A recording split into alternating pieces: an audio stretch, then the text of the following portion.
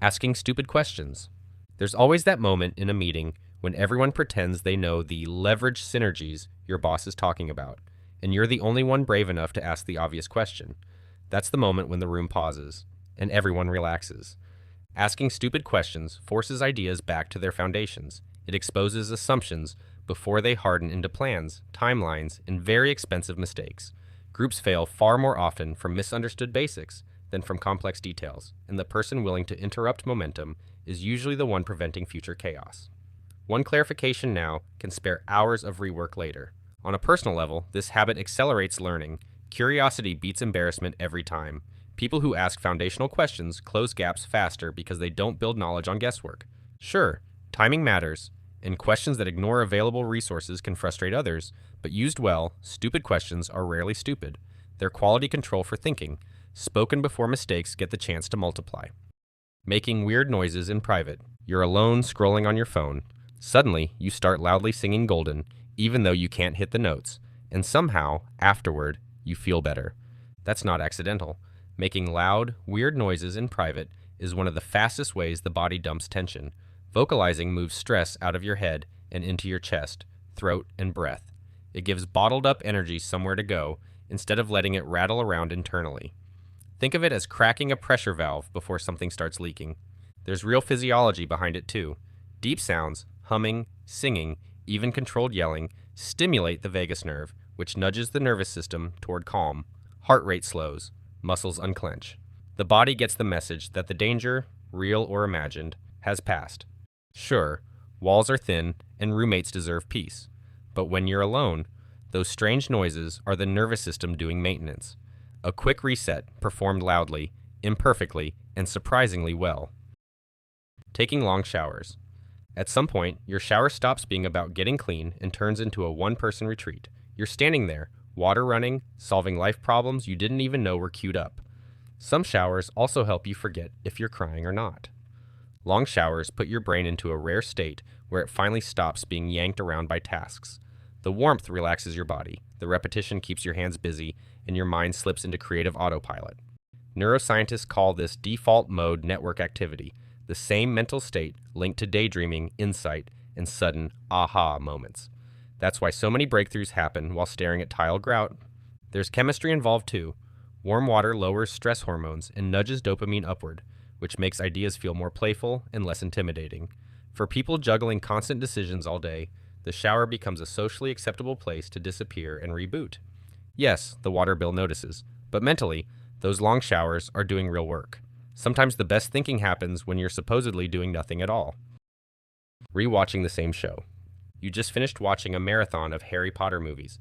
You stare at the credits for a second, and then go right back to the first movie, to relive the thrill for the 6th time, and somehow, it's still just as amazing. Rewatching a beloved show or rereading a favorite book is emotional efficiency. Your brain already knows the plot, so it relaxes. No suspense spikes or cognitive scrambling, just a familiar emotional landscape where nothing bad surprises you. Psychologists link this to comfort and mood regulation. Nostalgic stories act like a mental weighted blanket. There's a cognitive bonus too. When you're no longer chasing what happens next, your attention shifts to how it happens. You notice patterns, character motivations, foreshadowing, tiny details the first pass bulldozed right over. That's metacognition in action. Thinking about thinking, learning how stories are built. Sure, living only in familiar stories can limit exploration, but returning to a known narrative can help strengthen memories and build cognitive depth. Sometimes the richest discoveries come from places you already know by heart. Talking to pets or objects. You tell your dog you'll be right back like they understand calendars and time. You thank the car out loud when it starts on the first try. None of this feels strange in the moment, and that's because your brain is doing what it's best at, practicing social connection. Talking to pets or objects, also called anthropomorphism, activates the same mental systems you use to understand people. You're assigning intentions, moods, and reactions, which exercises empathy and perspective taking. That skill, figuring out what someone else might be feeling or thinking, gets stronger with use, even when the someone is a cat who doesn't pay rent. There's emotional value too. Pets, especially, become safe listeners. You can vent, joke, or narrate your day without worrying about judgment or misinterpretation. That low-risk outlet helps regulate emotion and reduces loneliness, which is why people who anthropomorphize their pets often report feeling more supported. As long as reality stays intact, your dog doesn't need an iPhone. This habit isn't silly. It's the human brain staying social, even when humans aren't around. Eating spicy food. You sit down to eat, take one bite, and immediately regret every life choice that led you here. Your eyes water, your nose runs, but oddly, you keep eating. This is the pain and pleasure of eating spicy food. Capsaicin doesn't burn you. It convinces your nervous system that you're on fire. Pain receptors light up. Your body panics for a split second, and your brain responds by dumping endorphins and dopamine into the system. The same chemicals behind a runner's high show up to calm the chaos. That's why the pain flips into pleasure, and why people chase heat instead of avoiding it. There's a practical upside too. That endorphin surge can blunt other discomforts, which helps explain why people who love spicy food often report lower sensitivity to everyday aches. The intensity also snaps you out of mental fog. A spicy meal raises heart rate, wakes up the senses, and drags your attention fully into the present moment. Of course, pushing it too far can upset your stomach and ruin your afternoon plans, but in moderation, spicy food turns pain into a controlled thrill, a fast, edible way to wake up your brain and boost your mood. Wearing the same outfit daily. At some point, opening your closet stops feeling like self-expression and starts feeling like a low-stakes exam you didn't study for. Shirt A or shirt B, casual or casual but trying. Multiply that by every morning and suddenly you're already tired. That's why wearing the same outfit every day quietly works. It deletes a decision that never deserved your brain power in the first place. When the uniform is set, your mind skips the outfit spiral and moves straight to things that actually matter. Psychologists call this decision fatigue reduction. Everyone else calls it feeling less brain drain by noon. There's an emotional bonus too. A fixed outfit removes the second-guessing loop. No mere negotiations, no regret halfway through the day. You just get dressed and go. That mental calm adds up, especially when bigger choices are waiting later. Sure, uniforms aren't about fashion or making a bold statement. They're about clarity. When your clothes stop demanding attention, your thinking finally gets it.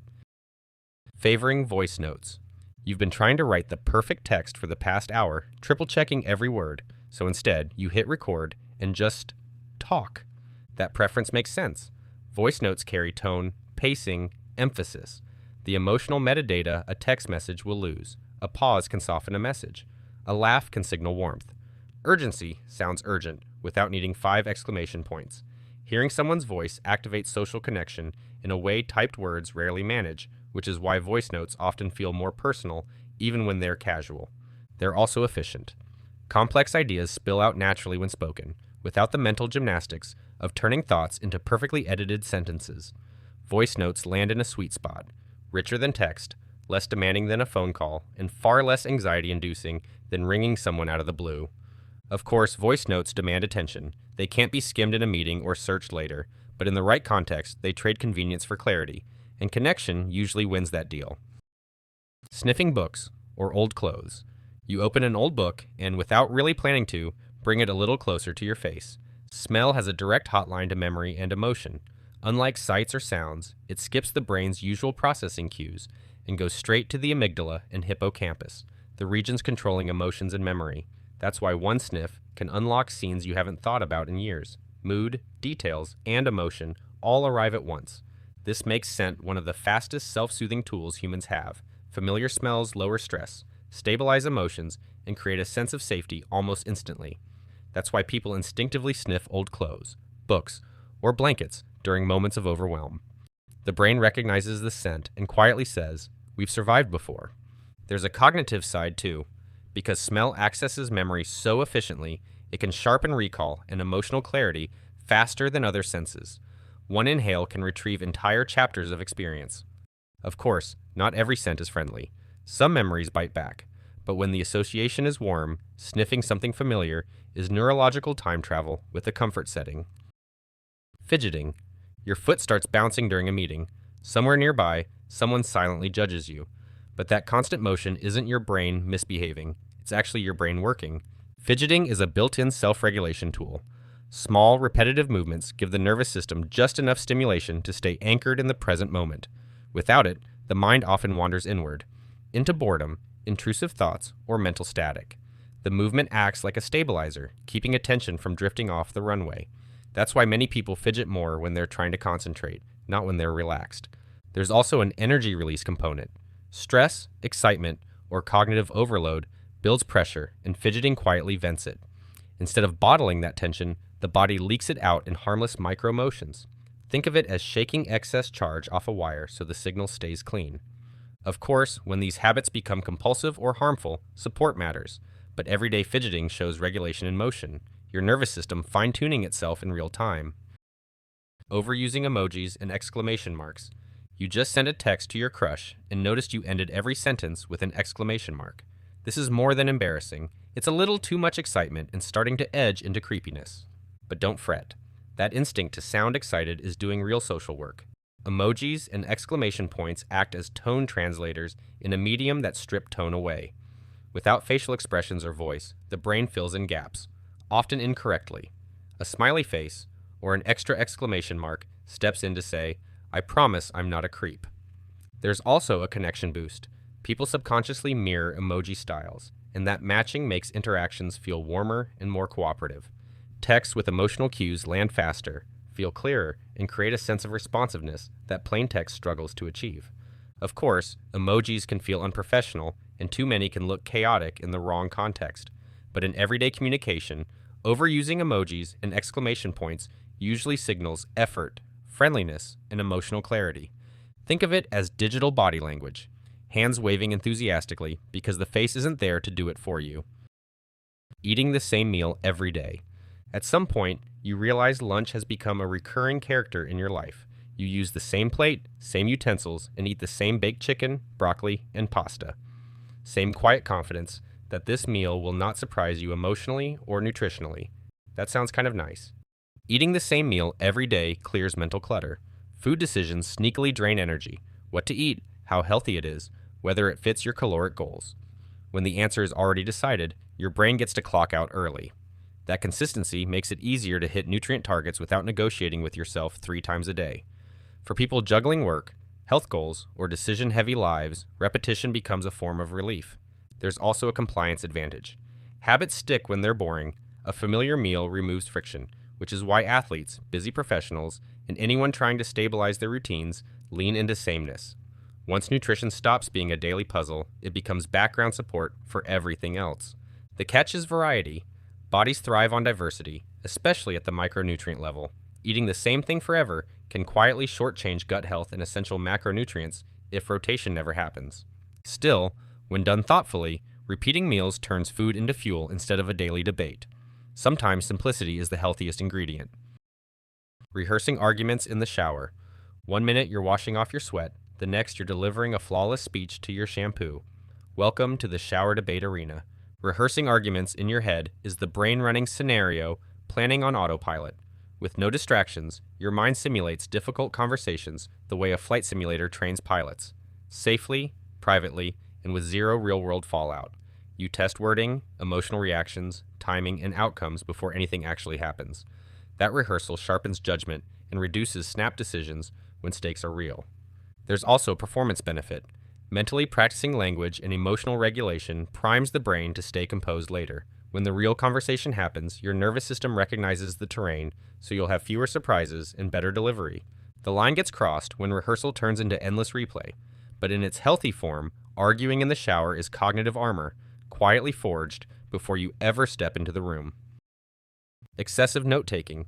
Your brain feels like a browser with 47 tabs open. 8 are playing music and 2 are probably crashed, so you grab 12 sticky notes instead. That habit of writing everything down gets labeled obsessive. But cognitively, it's brilliant. Excessive note-taking is the brain outsourcing memory like a smart manager. Instead of forcing your working memory to juggle tasks, reminders, and half-formed ideas, you park them somewhere safe. That frees mental bandwidth for actually doing things. Psychologists call this cognitive offloading. Regular people call it finally breathing again. There's more. Writing, especially by hand, forces your thoughts to slow down and line up. You can't dump chaos onto paper without organizing it a little first. That structure reduces stress, quiets intrusive thoughts, and improves focus. Studies even show handwritten notes lead to deeper understanding and better long-term recall than typing, because your brain has to process and translate ideas, not just copy them. Yes, lists can become a trap if perfection replaces action, But used well, excessive notes can help your brain build external RAM so your brain can run smoother. Always early. If you're always the first to a party, wondering why no one else understands how time works. Or if you arrive 10 minutes before your dental appointment, even though that teeth drilling noise gives you nightmares. Welcome to the world of hyperpunctuality. This habit buys you peace of mind. Hyperpunctual people build time buffers the way engineers build safety margins. Traffic happens, elevators stall, and life throws small wrenches. But arriving early means those surprises land softly instead of triggering a cortisol spike and a panicked apology. Your brain stays steady, while everyone else is sprinting in hot and flustered. There's a trust dividend too. Showing up early and consistently sends a quiet signal that you're dependable, prepared, and respectful. People remember that. Over time, it shapes how much responsibility you're given and how seriously your words are taken, often without you ever saying a thing. Of course, taken too far, punctuality can slide into anxiety-driven rigidity, but in its healthy form, being early brings peace of mind with a little extra time and calm. If you like this video and want to learn more about unique hidden advantages, check out this other video.